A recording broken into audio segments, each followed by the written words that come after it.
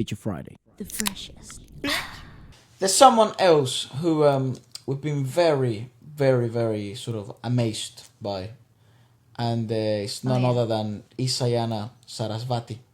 Yeah. Now she's been releasing lately. I do a man subscribe to her, and I've noticed this, but I actually hadn't clicked on any of them. And she's been releasing lately, perhaps in a form of like, I don't know. She just sort of wants to do something different. I don't know what the inspiration behind it is, but this sort of series called Lexicoustic, which is like, I think it's self-produced. She produces everything, and the cameras are fucking unreal. I've seen snippets of it, where she plays a song, and acoustically with I think a band called the Tuttis.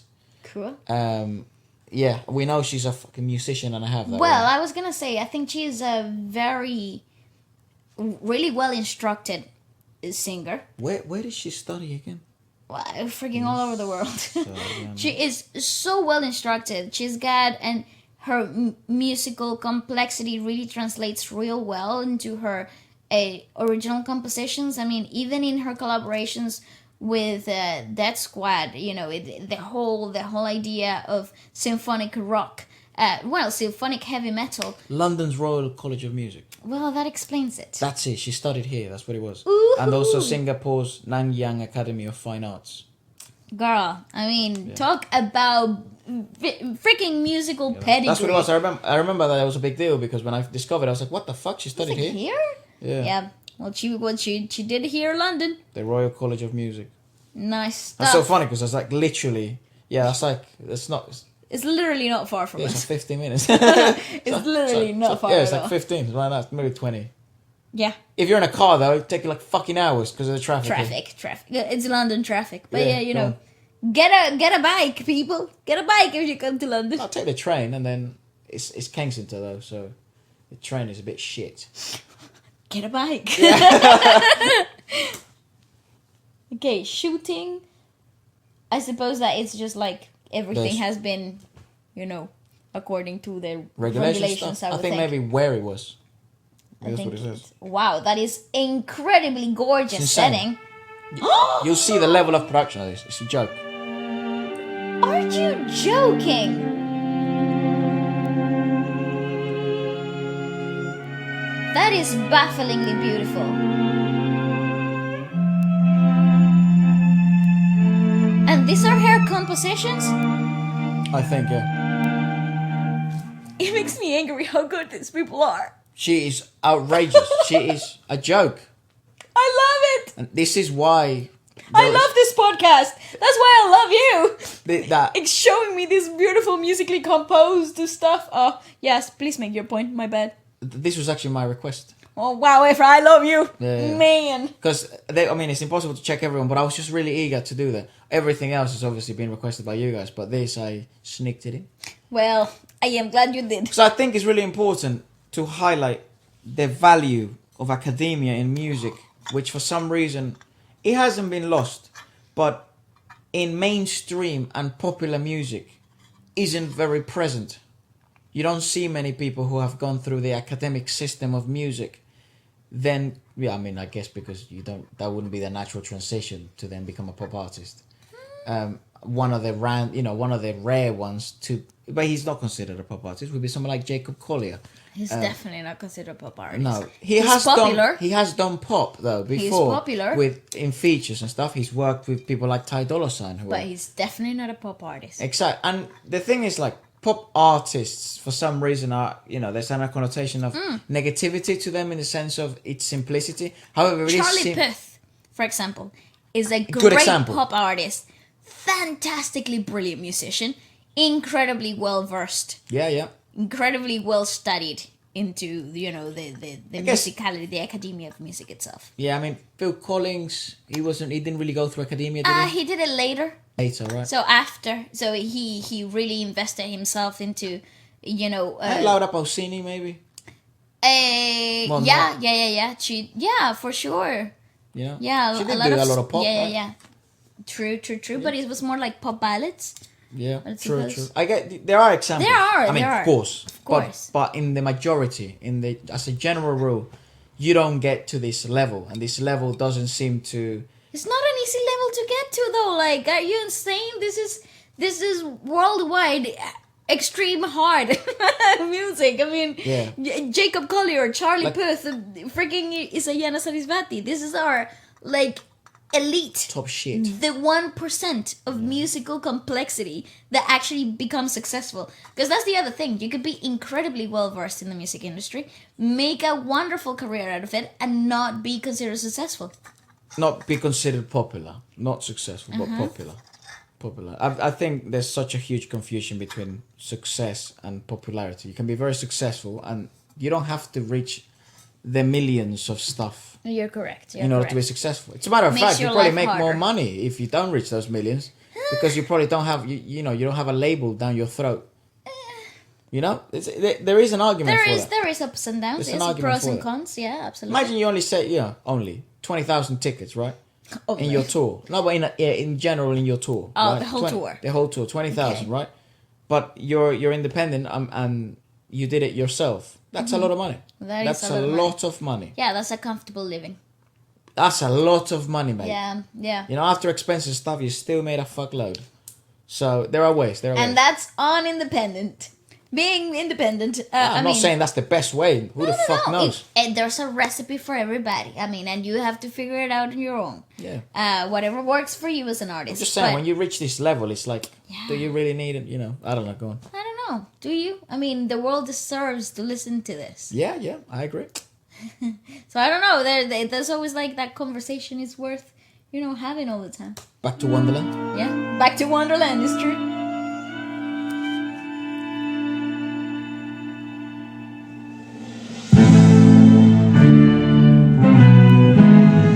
The DMX guy is loving life. Ah, what the frick?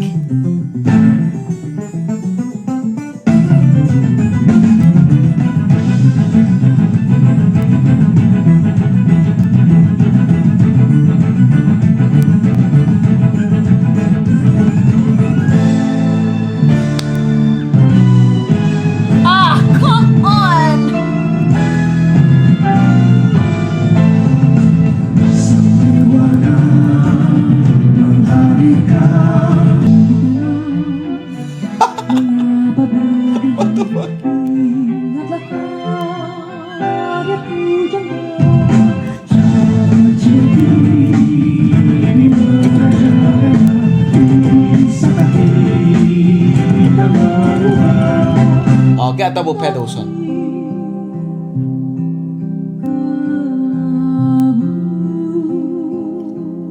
Oh my god, shut the front door! Like...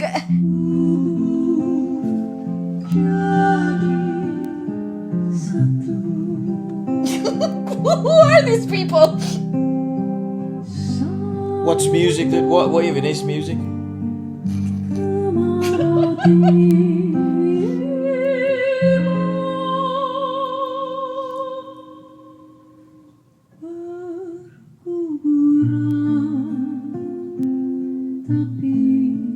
I don't know anything about music. I'm humbled.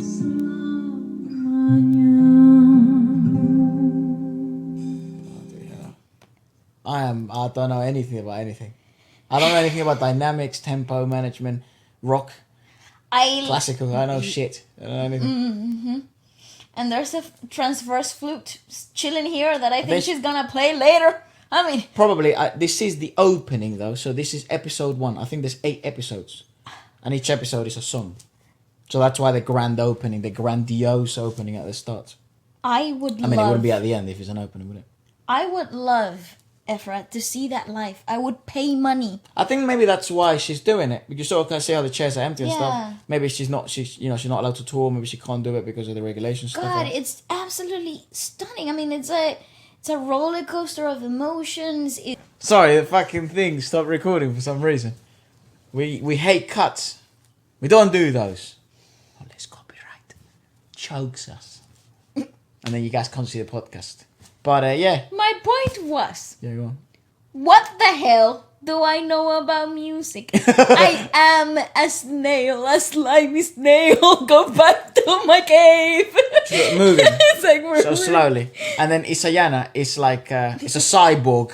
Just sort of absolute, it's like, she would be an alien. We like, you know how people always say like, Yeah. if aliens touch Earth. Like they Like, probably no, have. no. But we They're don't even here. know what they look like. They're among us. we probably don't, we don't know what they look like. And we probably, our senses aren't even made to perceive them. Yeah, most likely. That's how retarded we I'm are. a worm.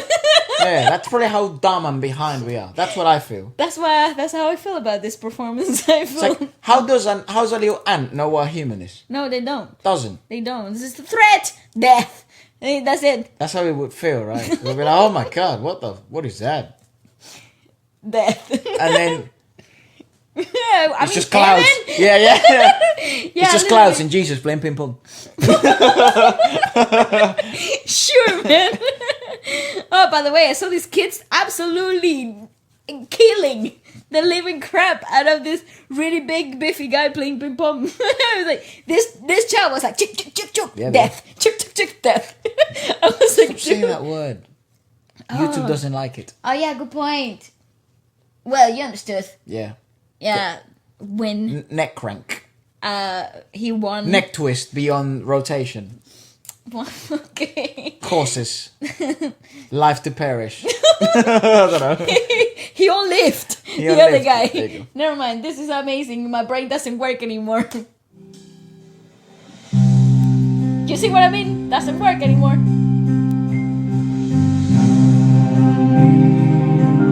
That's more epic.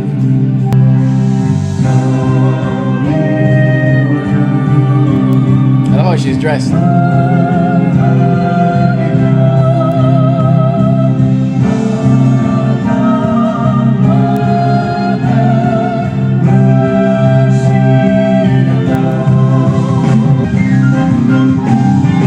What the freak?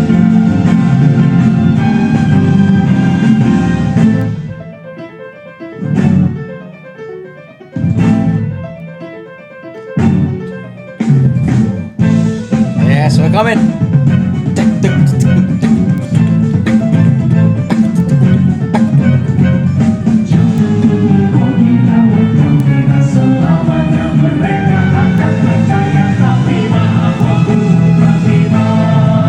Didn't see that coming.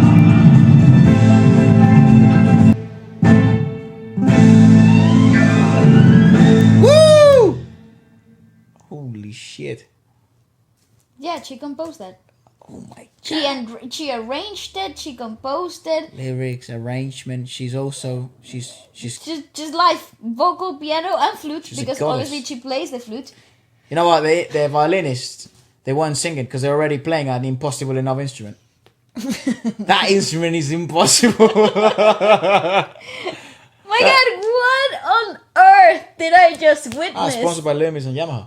Oh, my fantastic! I mean, Or brought to you, but I don't know what that means. listen. In partnership with. The composition itself is absolutely insane. I don't even have words to describe it. I genuinely feel like a child. This is being where we cap. explained math. I feel like the level we're at in music, that's where we cap. But I don't think. I don't reach that, bro. No, My when- level when- of understanding really does not. But we're not that. I know for a fact. I mean, the drummer, he's a good drummer. But everything else, that's outside of my area of expertise. I mean, I can talk to you about her vocal capabilities. I mean, yes, sure. But whether I would be able, like. That doesn't even begin to cover it because the level of difficulty that we're seeing performed here actually goes beyond the vocal technicalities because of the fact that she is directing as well as playing the composition itself as That- well as vocally performing it. So there are a lot of variables in play. So I could never compose anything like no way. No, There's no what the fucking hell? way. Do, re, mi, fa, sol, la, si, do for me. That's it, Yeah. you know? And I mean, The drumming bit, yeah, it's cool. That's fine. That's probably the only thing I truly comprehend that's going on there. But what I don't understand is how someone can truly come up with like that, with everything from scratch, well, with such complexity. it That's comes with the years of studying. It That's is fucking very mental. obvious. It's very clear to me, you know. There's some classical Beethoven-like influences in the play. obviously likes in the, rock. and adores they, rock. Yeah, they what is it? Classical? It's not. Is the symphonic heavy metal. That's it. It's so obviously so prevalent in her compositions as well. Imagine she liked Metallica when she was growing up. I imagine she liked a bunch of crazy stuff. Because she's not old at all, mate. She's like 27, 28, I think. I know. So I would love to know what she listens to, like, on a regular to chill. She's class, what type mate. of music are you into? Like, there's the beginning, a band that was able to do this really well was Snarky Puppy. They're this band that I listen to. I know who they are, yeah. Sometimes they do bring singers in, but they don't really have singers. I'm or like a thinking of specific another- singer. But they did that really well, where they utilize, complex and intricate arrangements and kind of this approach of music for musicians kind of thing. But they derailed that. And it derailed it because the numbers they were pulling in and the absolute popularity that they gained in a space of 5 years was mental. And I feel like someone that could do that, regardless of, not regardless, with the inclusion of such complexity of music, could be Isyana. Definitely. And whoever she decides to work with, because she seems to work with a lot of people in different bands. So. Well, there is a lot of like symphonic metal bands that I find that are really close to what she does, like Nightwish, Metallica. Metallica, yeah, of course. Therion. I mean, there's a lot of crazy stuff that, Rhapsody of Fire, I mean, totally. And I just don't think they do it as good in the sense of... Well, there's... with the mix of genres. Because they didn't mix genres. They were more known simply for symphonic metal, rock.